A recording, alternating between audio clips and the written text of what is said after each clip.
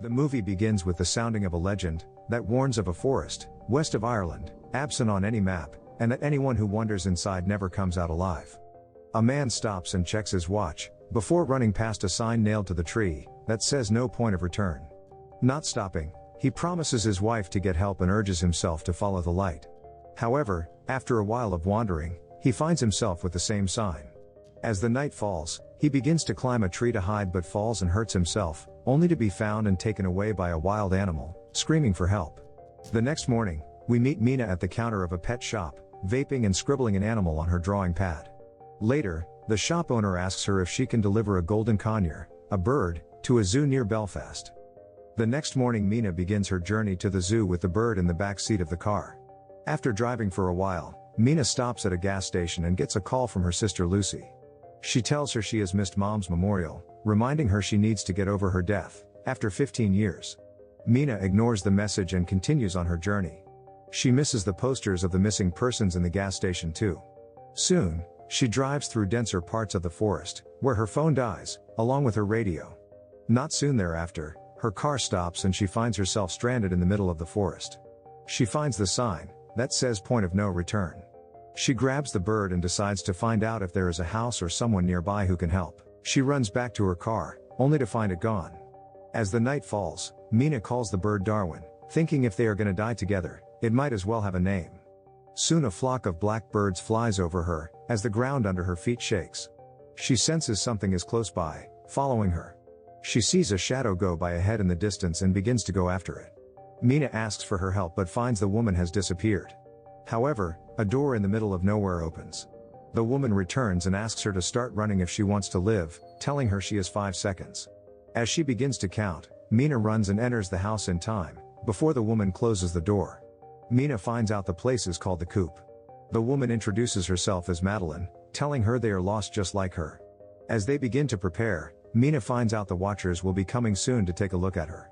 Madeline asks her not to be afraid and she will live through the night. They ask her to step forward and face the window. We see she is being watched by the Watchers in the middle of a dense forest. The next morning, Mina decides to leave, and all the while others ask her not to be foolish. She promises the bird that she will find the car and drive out of the forest. However, after a while, she finds herself standing in the middle of a never-ending sea of trees, without any hope of escape. Madeline finds her and informs her she is not the only one who has tried to escape and failed before. There have been others. Mina learns that the forest is known to have a hallucinatory effect on visitors. However, those who can learn to stay within the landmarks, placed at a distance of 1 day apart, across the forest, can survive it. It's those who dare to go past the landmarks that don't stay alive for long. Mina finds out someone named the Professor is responsible for placing the landmarks. As the night begins to fall, Madeline asks her to hurry to take shelter inside the coop. Later in the night, Daniel stands before the giant window and welcomes the Watchers, asking them to keep watching to find out if Mina will continue pissing countless times in the bucket as she did the last night. Not sure what to do, Madeline says she is expected not to do anything but be herself. Soon, music starts and Sierra begins to move her hands floppily in front of the window. The next morning, before sending them off to the forest, Madeline reminds them they have 10 hours of sunlight, asking them to return before that time. Mina joins Sierra and finds out she came to the forest with her husband John. She promises to introduce him when he returns, telling her he went out 6 days ago, looking for help. Telling Mina that no one knows what the Watchers want from us, she shares Madeline's theory that anyone looking at one of the Watchers will be driven mad. She then takes her to one of the burrows found all over the forest, leading to a tunnel system underground. This is where she thinks Watchers go during the daytime.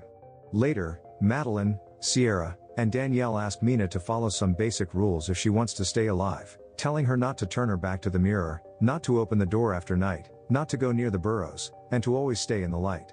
Later that night, Mina wakes up to find Madeline asking her to let the Watchers see her through the mirror. The next morning, in the middle of choking a bird to death in a place called Danny's Spot, Daniel tells Mina that Madeline was a professor in some college and is intense about her beliefs. But he tells her everyone has a role here, and that's how they have survived. Besides, she has been here longer than everyone else. She finds out Daniel has been here for 8 months. She asks him if he has seen Watchers in that time. He reminds her no one ever sees a Watcher and survives for long. However, she steps ahead ready to jump into a burrow. She tells him to go back and live by Madeline's rules. She then asks him if he is not curious about the Watchers, to find out who they are. Moments later, He finds himself helping her climb down the hole, asking her to remain in the light. Reaching the bottom of the burrow, Mina lights up the place and finds a bicycle on the floor. Daniel begins to pull it, but Mina senses someone is with her inside the hole, only to see a hand with 6 fingers. She calls Daniel for help, who pulls her out in time. Later, Mina asks her if a bicycle improves their chances of escape, and Madeline tells her she is not sure. Madeline grabs Mina's hands and asks her if she saw something in the forest, something that scared her. But Mina tells her she did not see anything, telling her she would tell her if she did see anything. Meanwhile, Daniel is able to connect the camera they found in the burrow to the TV. Seeing the live feed, Mina is excited as they will finally be able to see who the Watchers are. They wait for the Watchers to show up. As they begin to get disappointed that it did not work, they hear some sounds coming from outside. Then, they see a pair of legs show up on the camera feed on the TV. Completely in disbelief at how can someone survive in the dark, Madeline tells them it's a trick, asking them not to fall for it. The man outside identifies himself as John. Sierra, happy to see her husband back, steps forward to open the door. But Madeline asks her to stop, reminding her of the rules. Madeline turns to Mina, getting mad at her for endangering everyone's lives. But Mina reminds her she does not intend to stay here forever. Sierra has had enough of the fighting and decides to open the door. But Madeline asks her to make sure it's really her husband, by asking a question only John would be able to answer. Sierra asks him what book she is reading, giving him a hint it's a book they picked together at the store recently. But he has no answer. Madeline reminds Sierra that Watchers come here every night, and why would it be any different tonight? Now desperate to save her husband, she informs him about the camera under his feet, asking him to put it on his face, so everyone can see him. As they all wait for him, John bends down and shows his face. But it's too late. The Watchers take him away. Moments later, they take away the camera too, but not before Mina sees the Watchers on the camera feed. They stand in fear as the Watchers try to get in by banging on the door and trying to smash the mirror. Then, they abruptly stop. The next day, Madeline throws the bicycle into the burrow. Promising to find another way, she asks Mina never to break the rules again. Meanwhile, deep in the burrow, we see shadows moving as the bicycle is snatched away. As things begin to settle to normal again, Madeline shouts at Daniel for failing to find food. Mina too finds Sierra on the edge of the burrow, ready to jump, to be with her husband. Mina tries to stop her, reminding her none of them are thinking clearly anymore. They hear someone shouting and run, only to find that Daniel has tied Madeline down with a rope, leaving her behind, refusing to follow her rules anymore. Mina tries to untie her. But she asks her to remember what she told her once, that this forest drives people insane. Realizing they are late, they run to the coop, only to find the door locked. Daniel refuses to open it, reminding them about the night rule. Madeline takes Mira to a shelter nearby, telling her it should be safe as the rule is to be inside and under light. As they wait for the Watchers to show up inside the coop, one of the Watchers descends a tree and runs towards the coop, failing to see Mira and Madeline. It is soon joined by the others. Not seeing all of them inside, Watchers begin to scream. Unable to bear their screeching sounds, Daniel tells them Mina and Madeline are not here with them. Now mad, Watchers run away, looking for Mira and Madeline. Mira goes back to the door. She warns Daniel that he will never forgive himself if he lets them die outside tonight. There is a clank on the door. Moments later they step inside. Madeline asks them to stand in line in a hurry before the Watchers come back, hoping they have not made too many mistakes to not die tonight. As they wait, Madeline tells them she taught mythology in the real world. The day she came, she saw one of the Watchers in the forest and knew the danger of the place. What she saw was a mirror image of herself, only taller and thinner. She reminds them the Watchers are an ancient species and are known by many names such as halflings, winged people, and fairies. She tells them Watchers are studying humans, so they can become like humans. Soon, the Watchers return and are mad. The coop becomes filled with loud sounds of banging and strange sounds of people crying. As they move the table to reinforce the door, they find a secret entrance under the rug. Daniel hits it hard enough to loosen the hinges and get it open, to reveal a ladder that does down. They all manage to escape before the mirror is shattered. Coming down, they discover the door is hiding a giant underground bunker stocked with food for months. They find the bunker is full of research work by someone. Mina finds a computer on the desk and boots it up. While failing to connect to the outside world, she opens a folder and finds a bunch of videos inside. As they go through the videos, they find out the fortress belongs to Professor Rory Kilmartin. As they go through the videos together, they find out the professor eventually grew insane in the bunker researching on the Watchers, even questioning his own humanity. In one of the videos they find he has even managed to capture a watcher and brought it underground with him for experiments. Sick of watching the professor blabber insanities, everyone leaves except for Mina, who scrolls down and clicks on the last video.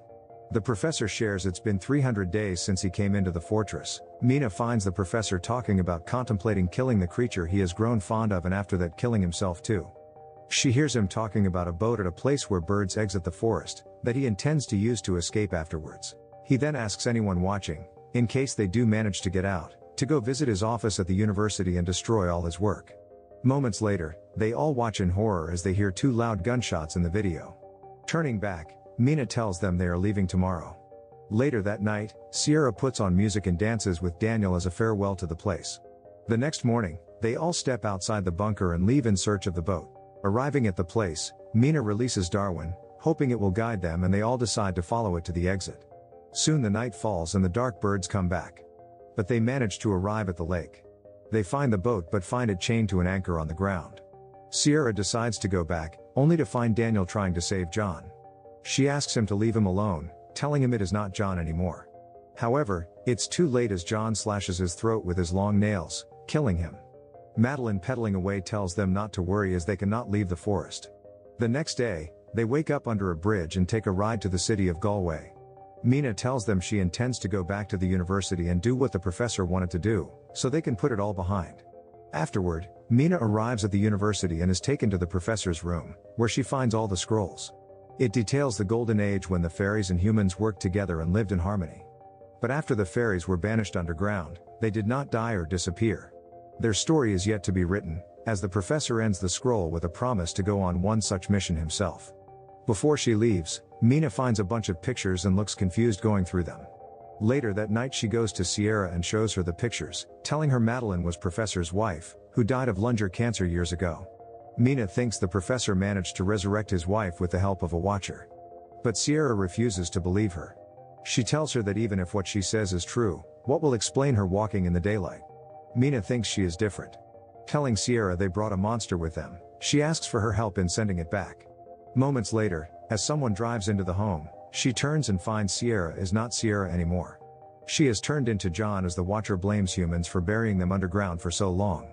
He throws her on the ground, only to see Daniel, who tells her she can't be trusted to keep her secret. He drags her away, only to find him turning into Madeline. Madeline tells her she cannot go back to the forest, where she is tormented for being different and for being called the Daywalker. Madeline tells her when the professor came to the forest she thought he would show her the way out. But things changed when he tried to kill her. She had no choice but to kill him instead. Madeline then turns into the professor. Now breaking into a full spring trying to get, Mina stops and sees the Watcher has turned into her, who asks her to stop running as they are not so different after all. As the Daywalker begins to slash her veins, Mina asks her if she ever wondered why she would be able to walk in the daylight, unlike other Watchers. This surprises the Daywalker think. Mina tells her she saw something about the halflings in the professor's scrolls earlier, and thinks it's because she is half human. As she appeals to her human side, asking her how she must have felt to be a human, to feel love, jealousy, and anger, Madeline begins to turn again, only this time to her true form, something like a bird with a wing.